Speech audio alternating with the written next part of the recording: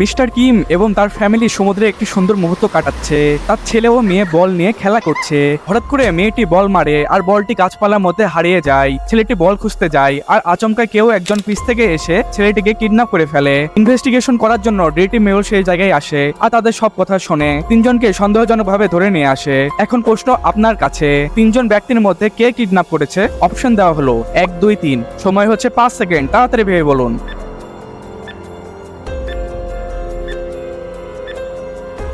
আপনার সময় শেষ। যারা আনসারটি বের করতে পেরেছো তারা এই ভিডিওতে একটি লাইক দিয়ে সঠিক আনসারটি কমেন্টে জানিয়ে দাও, কারণ কমেন্টের মাধ্যমে বুঝবো তোমরা কতটা বুদ্ধিমান। আর যারা পারোনি সাবস্ক্রাইব করে রাখো, কারণ নেক্সট ভিডিওতে আমি এমন একটি ধাঁধা নিয়ে আসবো যা দেখলে আপনি অবাক হয়ে যাবেন। তাই সাবস্ক্রাইব করতে ভুলবেন না। এখানে সঠিক আনসারটি হলো 1 নম্বর, কারণ ভালোভাবে লক্ষ্য করে দেখো 1 নম্বরে থাকা লোকটির মাথায় ছেলেটির ক্যাপ, আর এই সেম ক্যাপ গুলোই তার ফ্যামিলির প্রত্যেকটা মানুষ পরেছিল। তার মানে এই লোকটি কিডন্যাপ করে ছেলেটির ক্যাপ পরে আছে।